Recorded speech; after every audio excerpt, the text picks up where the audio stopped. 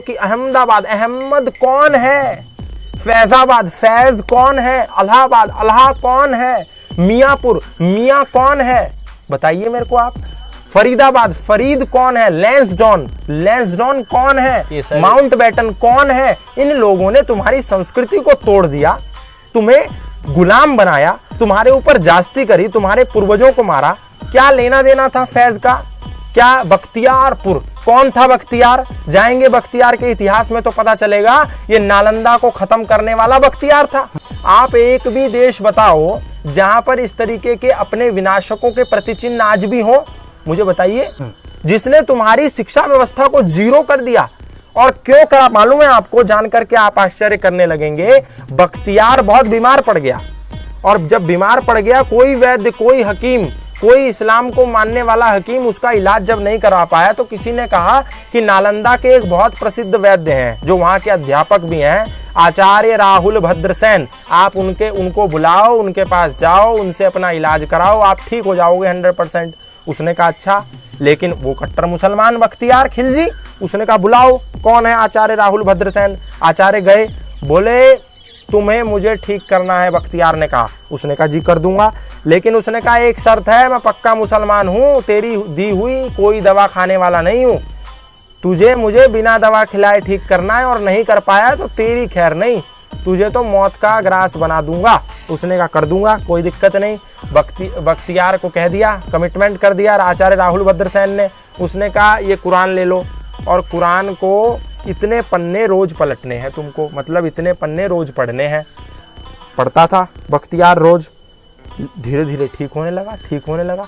जो मृत्यु की चौखट पर खड़ा था बख्तियार खिलजी, वो ठीक हो गया। तो क्या कारण था, कैसे ठीक हो गया? तो पता चला कि राहुल भद्रसेन ने कुरान के कागजों पर दवा लगा दी थी, कुरान के कागजों पर दवा लगा दी, ठीक हो गया। उसने कहा इतनी तगड़ी विद्या भारत के सनातन धर्मियों के पास कि मेरा कोई हकीम ठीक नहीं कर पाया, इस्लाम को मानने वाला, ये आयुर्वेद के पुजारी कैसे ठीक कर गए? बुलाओ उसको। मारा, और वहां से आकर के पूरा नालंदा विश्वविद्यालय खत्म कर दिया। उससे पहले भी 2 बार आक्रमण हुए थे अलग अलग लोगों के, लेकिन नालंदा फिर खड़ा हो गया था। लेकिन उसने ऐसा आक्रमण किया कि 90 लाख पुस्तकें थी वहां की पुस्तकालय में, सबको जला दिया, सबको मार दिया, सबको खत्म कर दिया। और आज दुर्भाग्य यह है कि हमारे बीच वो महान विश्वविद्यालय नालंदा नहीं है, जहां पर दुनिया के लोग आते थे पढ़ने के लिए और बाहर जाकर के सनातन धर्म का प्रचार करते थे। और उन लोगों के नाम पर यदि हमारे भारत में बख्तियारपुर नाम का शहर है, तो हमें मर जाना चाहिए, इससे बेहतर कुछ नहीं हो सकता। और उसके बाद भी लोग कहें कि बख्तियारपुर को दूसरा नाम देने से क्या होगा, अहमदाबाद को दूसरा नाम देने से क्या होगा, अकबर रोड को दूसरा नाम देने से क्या होगा, फैजाबाद को दूसरा नाम देने से क्या होगा। तो मैं उन लोगों को कहूंगा थोड़ा पढ़ लें कि ये लोग कौन थे, कौन था शाहजहां, कौन था मुराद, कौन था औरंगजेब, कौन था हुमायूं, कौन था अकबर। क्या महाराणा प्रताप आज नहीं रो रहे होंगे? क्या छत्रपति शिवाजी की आत्मा आज उचाट नहीं हो रही होगी? क्या उन लोगों ने जिन्होंने शहादत दी, उनके नाम पर कोई शहर, गोविंद सिंह नगर, छत्रपति शिवाजी नगर, अकबर की जगह महाराणा प्रताप रोड कहीं नहीं देखने को मिल रही?